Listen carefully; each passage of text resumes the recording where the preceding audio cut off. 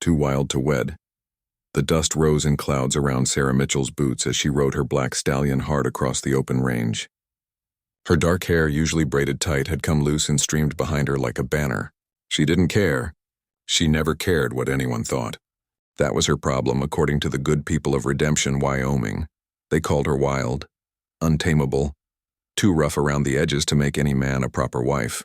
At 23, she could outride most of the cowboys in the territory, could shoot straighter than her father ever could, and had opinions she wasn't afraid to share. In 1882, these were not qualities that made a woman marriageable. Sarah pulled her horse to a stop on the ridge overlooking her family's ranch.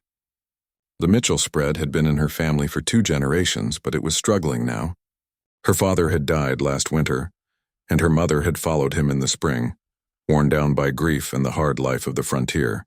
Now it was just Sarah and her younger brother Tommy, trying to hold on to land that wanted to slip through their fingers like water. She looked down at the ranch house, small and weathered against the vast prairie. The barn needed repairs. The fences were falling down in places. The cattle herd had dwindled to almost nothing. She needed help, needed hands to work the land, needed money she didn't have. But more than that, according to her neighbors, she needed a husband. The idea made her jaw clench. She'd seen what marriage did to women out here. It ground them down, made them old before their time, turned their dreams to dust. She'd rather lose the ranch than lose herself. But then there was the bank. Mr. Carlson at the First Bank of Redemption had made it clear that a single woman couldn't be trusted with a loan. Not even a woman who knew ranching better than half the men in the territory. He'd actually patted her hand and told her to find herself a nice husband who could handle the business side of things. Sarah had nearly broken his nose. She'd settled for slamming the door hard enough to rattle the windows. That had been 2 weeks ago. Since then, she'd avoided town, avoided the whispers and the pitying looks and the men who thought they could tame her like she was some wild horse that needed breaking. She was still sitting there on the ridge, lost in thoughts as dark as storm clouds when she saw the rider approaching from the east. Even from a distance, she could tell he sat his horse well. He rode like someone who'd been born in the saddle, easy and confident. As he got closer, she recognized him, James Thornton. The Thornton Ranch bordered the Mitchell land to the north, thousands of acres of prime grazing land that had made the Thornton family wealthy.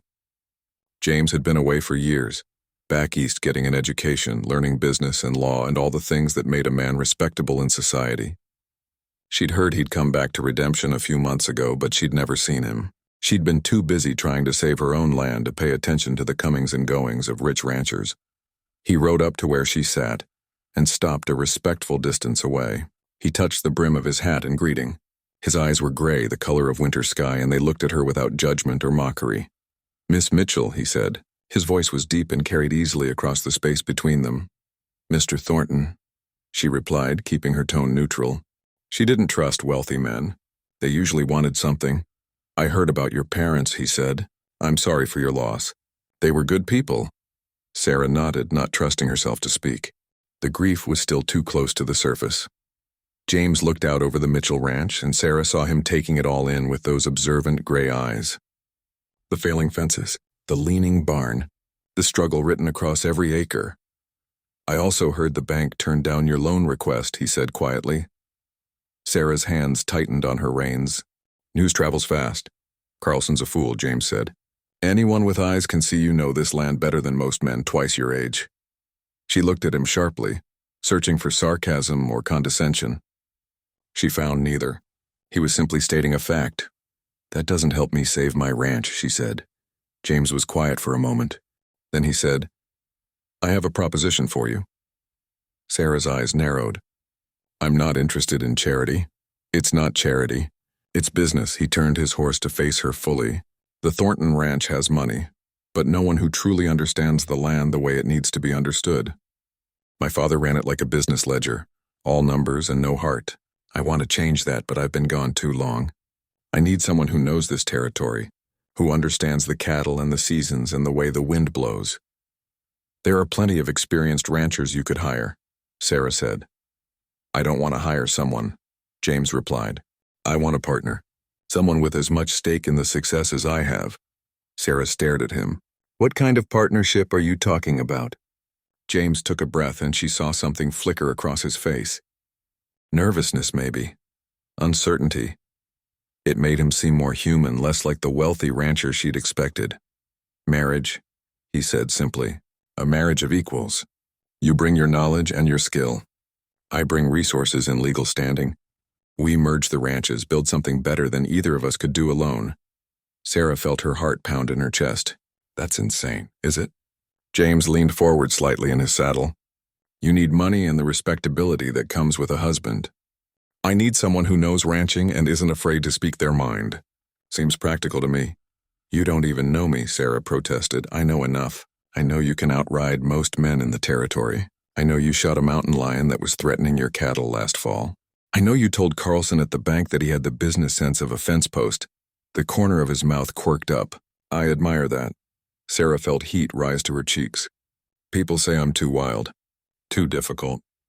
They say I'd make any man miserable. James shrugged. I don't want someone tame. I want someone strong, someone who won't back down when things get hard, someone who loves this land as much as I do. He paused. I want you, Sarah Mitchell. Not some version of you that's been broken and reshaped. Just you. The words hung in the air between them like something tangible. Sarah felt something shift in her chest, some wall she'd built starting to crack. This is crazy, she whispered. Maybe, James agreed. But sometimes crazy is the only thing that makes sense. Sarah looked down at her ranch again. She thought about Tommy, about keeping the land her parents had died for. She thought about all the people who'd called her wild, who'd said she'd never find a man who could handle her. Then she looked back at James Thornton with his gray eyes and his steady hands and his ridiculous, impossible proposal. I won't change, she said firmly. I won't become some docile ranch wife who sits in the parlor and does needlepoint. I wouldn't want you to, James said. I'll speak my mind. I'll work the cattle. I'll ride when I want to ride. I'd expect nothing less. And this is a real partnership. Equal say in decisions. Not you making all the choices because you're the man. James extended his hand across the space between their horses. Equal partners, he agreed. In everything. Sarah looked at his hand for a long moment. Then slowly she reached out and took it. His grip was firm and warm and steady. All right, she said. Let's see if a wild woman and a rich cowboy can make something worth having. James smiled and it transformed his whole face. I think we already are. They rode back to the ranch side by side as the sun began to set, painting the prairie in shades of gold and crimson. Behind them, their shadows stretched long across the land that would soon belong to both of them. The people of Redemption would talk, of course. They'd say James Thornton had finally tamed the wild Mitchell girl. But Sarah knew better. She hadn't been tamed. She'd been met as an equal, and that was something far more rare and precious than they could understand.